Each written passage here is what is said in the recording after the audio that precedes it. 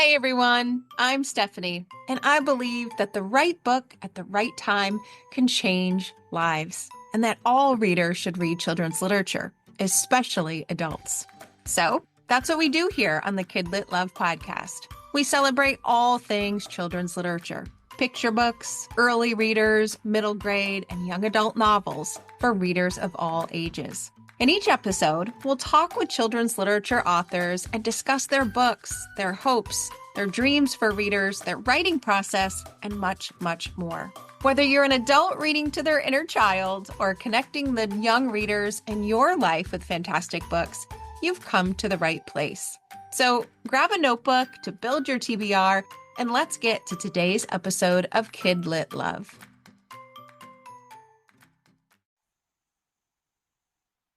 Hey everyone, welcome back to another episode of the KidLit Love podcast. I'm Stephanie Affinito, your KidLit loving host, inviting you back to another bookish conversation with a children's literature author. Today, I'm talking with Alison Green Myers. Alison is a passionate educator and program director at the Highlights Foundation, where they support storytellers with fellowship and care throughout their career. Alison is the author of the Schneider Family Book Award winner novel, A Bird Will Soar, and is here today to talk about their newest middle grade release, This Way to Happy, a heartwarming novel about loss, friendship, and the many paths we create to happiness. I cannot wait to talk about this book with Alison, so let's get right to the episode. Alison, welcome to KidLit Love. I am so glad to have you here today. Well, Stephanie, thank you so much for having me. I love the KidLit Love podcast. Talking about books is one of my favorite things. And in some dream universe, I too host a podcast where all I do is talk about books that I love. So thank you so much for having me. It really is the best thing ever, Allison.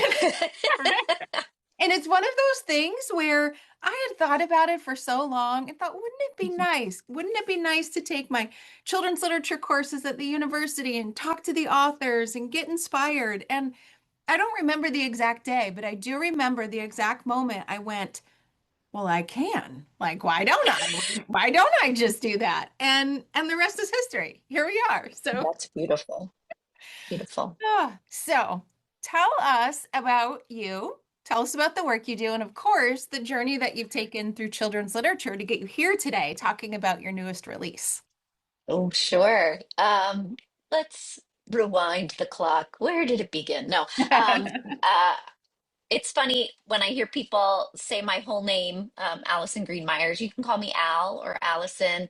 Um, I'm very used to kids calling me Ms. Allison because that's kind of where I came from. I came from the classroom. I was a classroom teacher. I was a literacy specialist, and I still refer to all my students as my kids or my favorites or my friends. That's a thing. I think when it comes to teaching, they're always that, and people will be like, "Wow, you have a lot of kids." Actually, no, I just taught a lot of classes.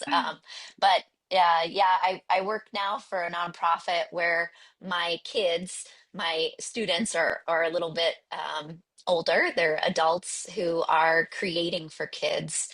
And I resonate with that because um, I never really saw myself as a writer when I was younger. I loved to like reread specific books. I loved The Emperor Has No Clothes. Is that the title now? Now that I'm talking to you. Yeah, Emperor Has No So Clothes. I think I loved it because the kid in the book was the only one who was like, wait, everyone around me is lying, but I know the truth. Are they really lying or do they not know? Like, I always loved that thing. I loved Ramona Quimby, especially I think about Ramona's relationship with her father. That was always something really powerful to me. But I wasn't like, I loved listening to story and I would write songs. That was like the thing that I did when I was younger. But my older sibling was the like editor of the school newspaper and a journalism major. And so for me, I was like, no, I just want to be around kids. I want to teach, I want to do things.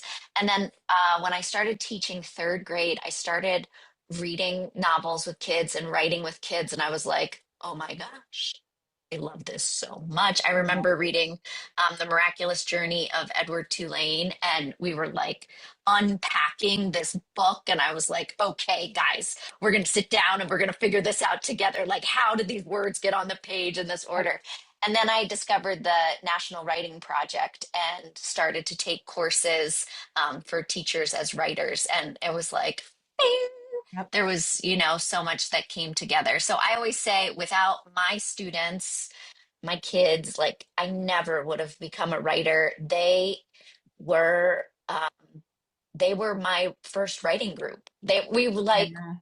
discovered the love of craft together, and really, then you fast forward from that first teaching job. It was like 25 years after that first teaching job that A Bird Will Soar came out.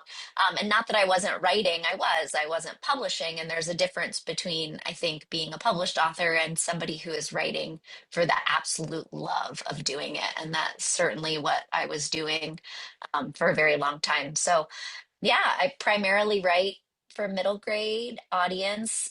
That's where my heart and soul is. It's the age group that I taught the most. It's where I think about like the main pieces in like my personal journey. I love you talk a lot about oh, what is it that you call for your books? The books that are, it's not your timeline. What is it?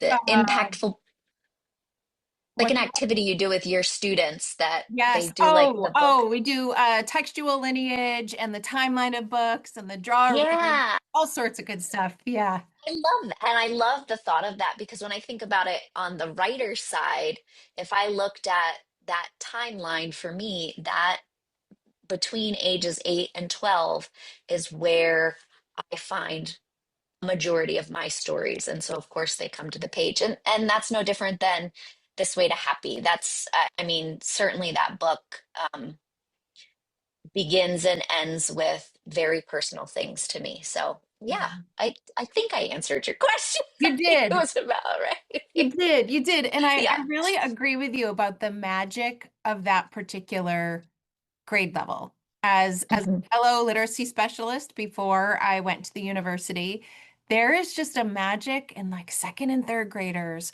when they uncover what goes on between the pages of a book and what it Mhm. does, not just for their reading, but for them as people and the excitement Mhm. and the motivation. I love picturing you growing as a writer alongside your third graders growing as a Mhm. writer and believing in both of yourselves. It's a warm and fuzzy image in my mind now of how you got started in your writing career. Well, it was great. It was dreamy for sure. For sure. Yeah. Yeah. So we're here today to talk about This Way to Happy, Mhm. which, oh gosh, there are books. I've talked about it on the podcast before. I have lots of book lists in my mind and in my notebook. And one of my favorite, most treasured lists are the books that I've hugged when they are done, when I've closed the last page. And your book is a huggable book. As you said, it starts with very personal things and it ends with very personal things. And I did not want to let these characters and this family and these beautiful things that ended up as a result, I did not want to let them go. Oh, that means a lot. Thank you. I'm Saying glad. that. I'm glad. Yeah. Listeners know when I say that, like that's a big deal to make it on the list to be hugged. So I would love for you to tell us about this book in your own words, and I'd love if Mhm. you could give us a little bit of the backstory of the inspiration behind it as well. Oh, sure. Yeah. Well, maybe I'll start there. I think as I was talking about, like it took me a long time to get published. But a long time, what is a long time? When I go in and do school visits, that's always one of the questions. Like we always do something super interactive, and then I'm like, does anybody have any questions? And it's usually like, how long did it take you to write this book? And they get frustrated, but I often say, it took me whatever 47 years to write this book. And I'll be like, and that's not entirely true, but it is true. Like I feel like I have been trying to write This Way to Happy for a very long time because of those experiences. When I was 12, There was a lot going on in my primary family life, and I had a amazing family who just said, you know what? Let's escape. They owned a carnival, a traveling carnival, and they were like, you'll come with us. And they they have been in everything I've ever done. They've been a part of In a Bird Will Soar. Kids will often talk about the pasta palooza, and I'll say that came from my carnival family. Like in This Way to Happy, I have been trying to write a book for them. This book is dedicated to them, but I've been trying to write a book for them for decades. And I would just keep coming back to like real story, the real things that happened to us when we were on the carnival. And I realized like that's not writing a story for middle grade readers. That was writing a story about me. That was writing a story about my childhood. And there's a difference, I think, between telling the story of me and crafting a fictional world for my readers. And so I thought, okay, what if I just keep the carnival in one place and it's an amusement park, but some of those same cast of characters are going to be a part of it with me, and they're going to fill this Riley Rhodes life um, together, and that's really the setting came to me and the circumstance came to me because at the time of writing this book, my father was in hospice, and life is long, and it's and unless it isn't, and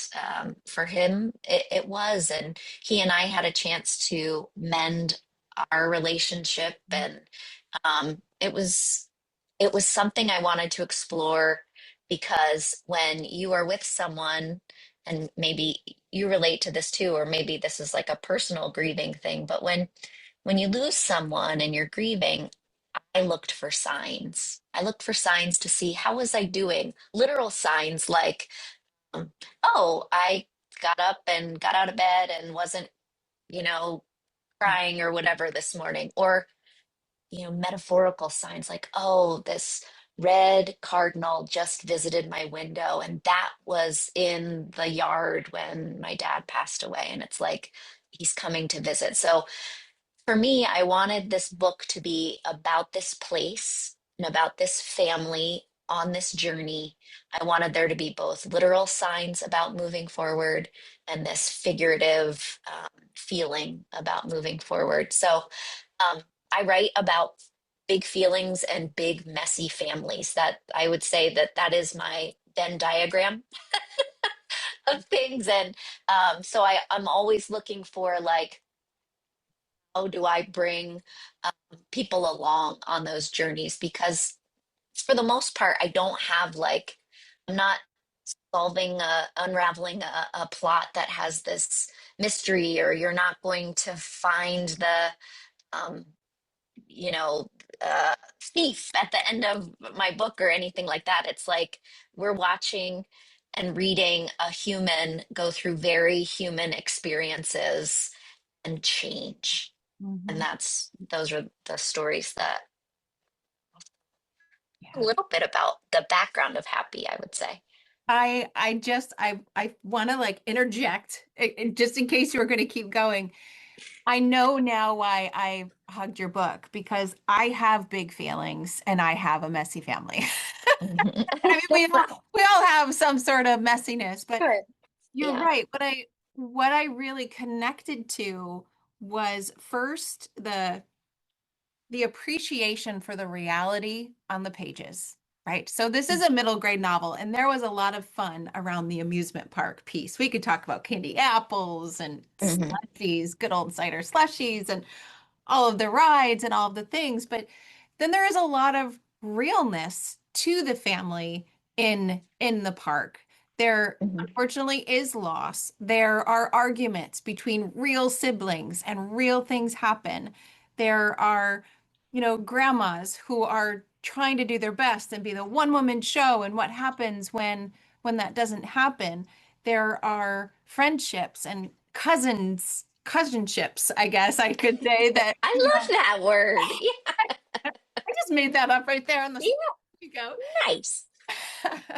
There's so much realness that for someone who has those big feelings, for someone who has those, complications and experiences with them, it's there on the page to feel this.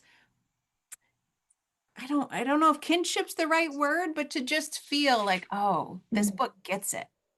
This Mhm. character gets it. This author gets it. And that's what I so appreciated, that you had both the middle grade fun and the middle grade adventures and friends, yet you also had some of the themes that we can jump into that are just very real and kids are Mhm. dealing with in the very present moment, that would feel great comfort seeing them on the page. Mhm.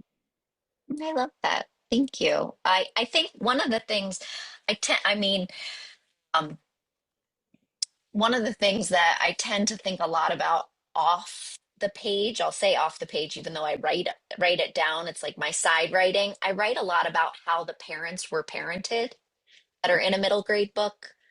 Not that that's necessarily going to make it in exactly, but I want to know how my main character was parented or not parented. Yeah. We are who we are because of the adults that help to shape us, and we just make decisions constantly. I'm going to be like this, I'm going to go away from this. I'm going to be like this, I'm going to go away from this.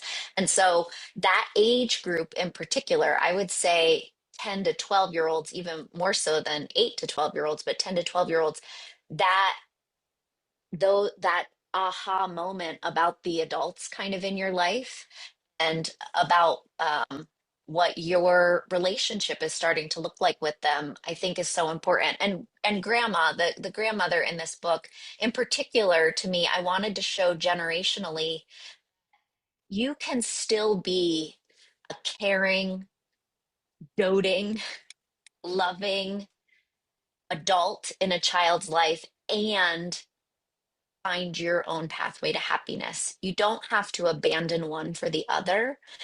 And I think that's a good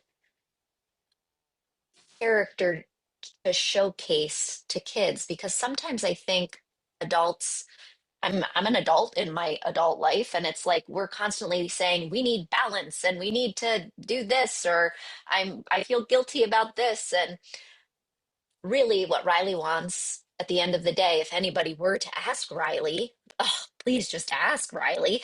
Really, what Riley wants is her grandmother to be healthy and happy. And um, and to be healthy means that she can be with her, and to be happy means that her grandmother is finding herself again after this loss. Wow, that's the same thing for Riley. Riley's being healthy and happy means that especially like her mental health is present and so she can be there for other people, and her happiness is being able to still recognize force that her grandfather was in her life and honoring him in her own way, not just in the way she thought she was supposed to.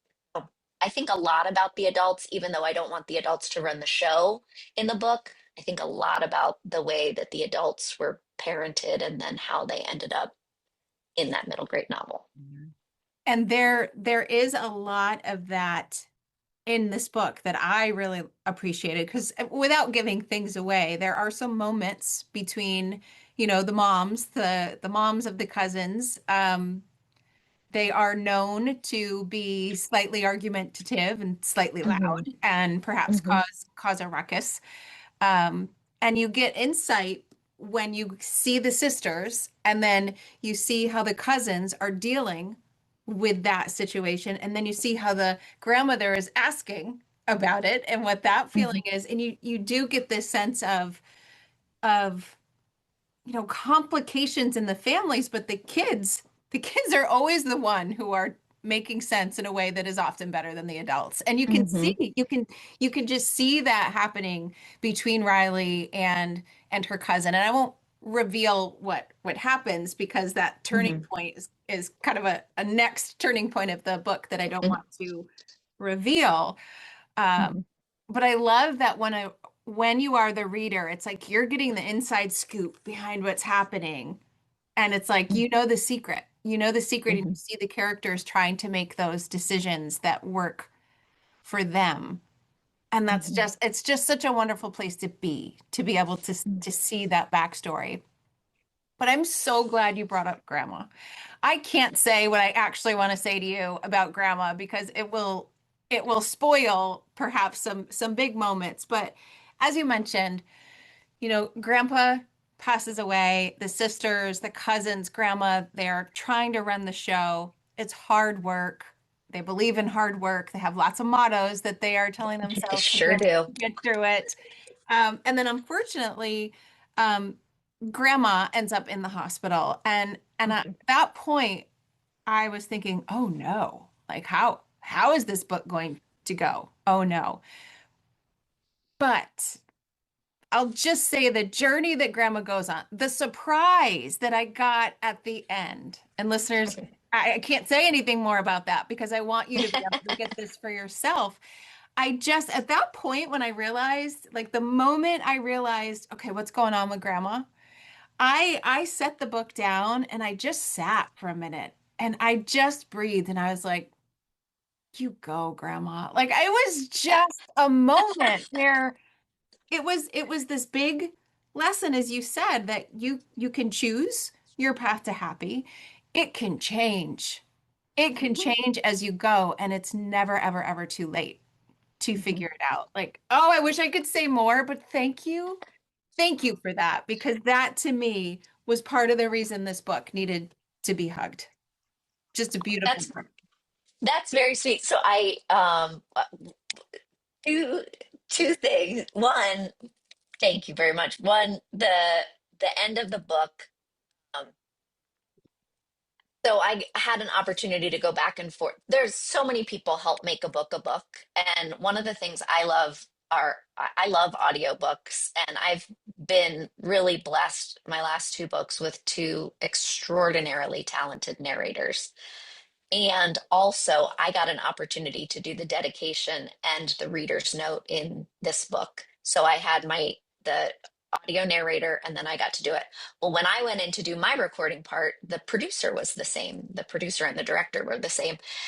And the director said, I have to tell you, when we got to the last chapter, both the narrator and I started to cry, and we had to stop the recording and start again, and then we had to do it again. And I was like, oh, I like, people don't have to say that, like they don't have to say those things or do those things. And then I had written a thank you note to the narrator, Sang and Chen, and they were like, did Maureen, the director, tell you about what happened at the end? And I was like, yes. And it just, I mean, it was like so lovely.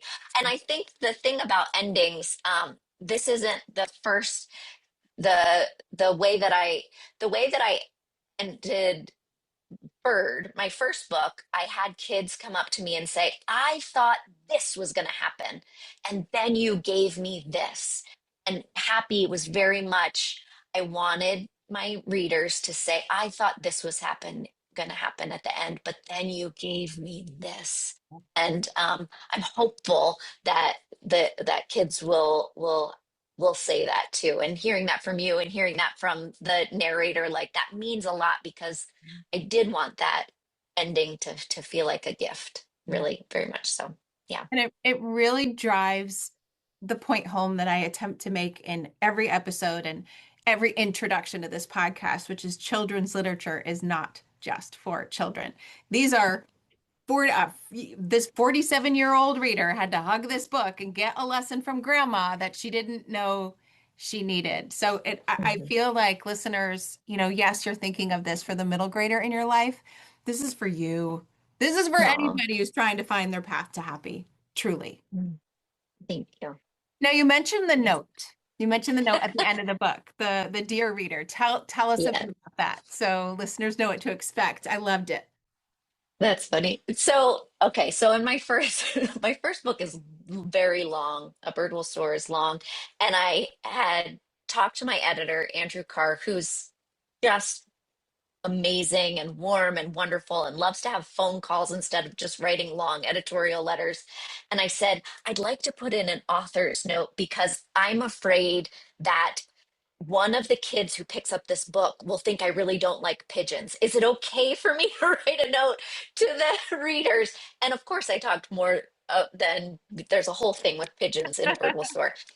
Anyway, the practice of writing that and then hearing from kids about the note, I was like, well, this is something I will always do because I think again, I said one of the questions that comes up a lot is how long does this book take you to write? The other thing, when you write fiction, the kids want to know what's real. Like, what part of this really, because I know the way writing works, and I know some of this had to happen, in your life. And so that was the piece I wanted to share with my readers. I wanted them to go on this journey with Riley Rhodes and her whole crew of family and found family. And then I wanted them to know, hey, here's what um, inspired this from Allison's life, and you can ask me any question about any of these things too. So that's where the notes come from I for love sure. it. And I know for sure I'm going to start using purple heart emojis. Oh, good, they're the best. No more yellows, no more other, no more reds. It's just going to be purple heart, which readers will be able to get a little bit of insight There you to go. as well. There's Yeah. one more thing I wanted to share with you. Okay. As you said, part of the beauty of the book is that there is this focus on like you talked about signs or physical signs versus metaphorical signs, and in here there are lots of quotes and lots of isms and lots of things that the family believes. And the one that I wrote down, I have a quote notebook, of course, where I'm lifting lines that I love, and the one that I think is my favorite, or at least it's at the top, is this one. Second chances are not given to make things right. They are given to prove we can be better after we fail. Oh, such a good one. Such a good one. And from what we've said about grandma, from the things that, that we have not talked about in order to not spoil the story for listeners, I just felt like that so captured the essence of this, which is moving forward and having hope. And I just loved that one. So I'll be thinking of that Thank for a you. while. Yeah, I think plan B, I use that term a lot in there. Plan A to Z, second chances and chances. Like, I think that's all part of the journey, right? Like in the book, the second chances have a direct reference to um, recovery. Uh, like really, I mean, without saying AA meetings on the page, we know that there's alcoholism and that something's going on there. But it was more about the idea of we're not looking to make everything a binary. We're not looking to make everything right and wrong. We're saying, I'm choosing this right now. And if I need to choose again, I can do this. Or I'm doing this right now. And it doesn't mean I don't get a second chance to do this. And being open to that with people we love, and also being open to that with people, I think, in our community. I think we're in a really hard time. Yeah. And I think giving people a second chance is then what's needed. People can do better and they will do better. We're all trying really hard. I think also too, something that was always hard for me as a kid, still is as an adult with that terrible perfectionistic streak in me, is Mhm, that it was a good reminder for myself too, mhm. like others and for ourselves. And as I think about those takeaways that I had from the book, I want to ask you, of course, what your hope is for the book and for readers who get it in their hands. Um, yeah. Uh, I would say, to readers, and especially not that adult readers too, but mostly kids, I'm talking to you. Pass this along to them if you get to talk to a kid. I would say there is no story without them.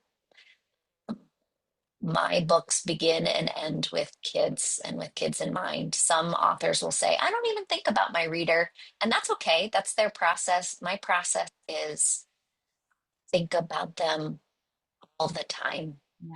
Um, and after my first book, my very, very first visit somewhere was out of Barnes and Noble, and there were like four kids that showed up. And I got there ridiculously early with way too much stuff. And this kid came in and had a copy of the book. His name was Malcolm. And he said, Did you write this book? And I said, I did. It was very accusatory. And I said, I did. And he said, if anybody has any questions, I'll I'll answer them. If they want to know why you put poetry in this book, I can tell them. And I and fast forward during the session, we did some writing together, and then there was a Q&A, and Malcolm did in fact answer all of the questions. I did not need to.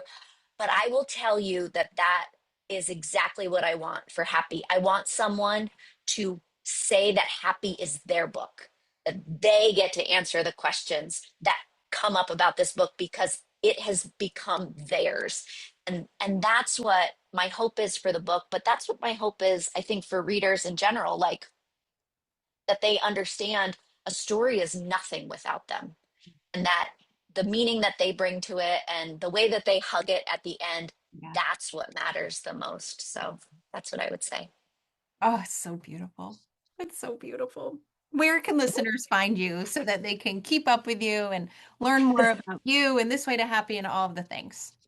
Sure, I'm going to tell you that I am not great on social media That's at all. okay. Um, yeah, I have a website. It's just my name, AlisonGreenMyers.com. I have readers guides on there. The Penguin Classroom and the Penguin Random House website for Alison Green Myers has videos that I've made that have writing activities. It has um, my teacher's guides, but they also do a good job. Like if I'm on tour or if I'm going somewhere, there's like a little dot up at the top and you can click on it.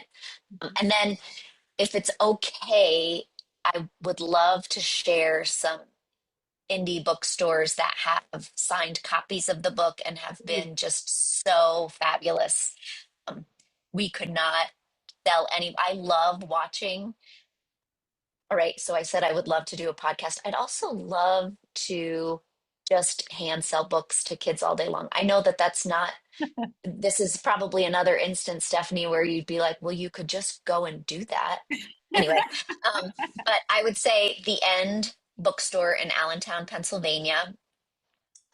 Kirsten does this fabulous festival every year for kids, and she is such a wonderful human. There's signed books there, cover to cover bookstore in Columbus, Ohio. Not only are they, I had sent these little cards out before the book came out to bookstores that were really just so lovely when my first book came out, and they were little cards that said Happy on them.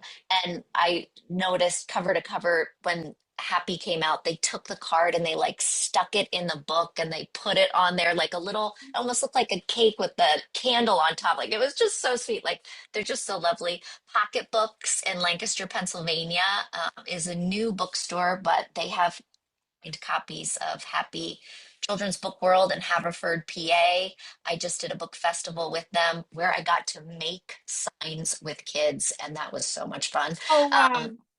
and then last but not least, my independent bookstore, the one closest to home, is called One Grand Books, and that's in Narrowsburg, New York. And they were so lovely that they let me, when they were like, let's do an interview for your book launch. And that is so not what I could possibly fathom doing. They let me create and run a game show. And so we did a full on game show at Oh, One Grand Books, and it had lots of audience participation and prizes galore. So it was lovely. But shout out to all those independent bookstores because they're joyous and they're like getting books into kids' hands. And I'm so grateful for that. yes. And can we just take a minute and note how unbelievably amazing the titles of these stores are? The titles, I, the names of the stores. I I know. mean, cover to cover, pocket, but like The I know. names of these are fantastic. I I had to point know. that out. I love it. I know that's why you not only need to buy a book when you go in, but you also have to buy a t-shirt when you go in That's because right. the You need t-shirts are souvenirs. great. Yes. Yes, you All need the book is souvenirs. souvenirs. Yes, that's Well, I right. will be sure Absolutely. to put links to your website. You're going to send me the links to those bookstores, and I'll make sure to put Yeah. those in the show notes as well. And hopefully, it will make it as easy as possible for listeners to find this way to happy so that they can hug it too. Allison, it was such a great book. Thank you for such a fun Oh, conversation. It was such a pleasure. much pleasure, Stephanie. So nice. Thank you very much. Yeah. Appreciate it. And listeners, thank you for listening to another episode of KidLit Love, and I'll see you in the next one.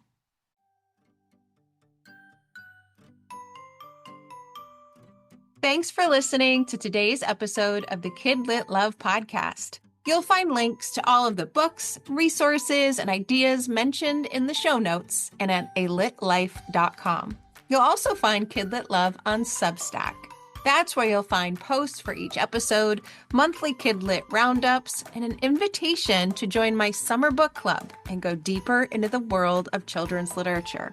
And if you loved this podcast and want more, you might like to listen to my other podcast called Get Literate. It's a podcast that explores all things books and reading, notebooks and writing to build a life you love. One more thing. If you love what you listened to today, please take a moment to rate and review the podcast, or take a screenshot of the episode and text it to a friend. This helps the podcast grow and builds our bookish community of Kid Lit Love. Thanks for listening.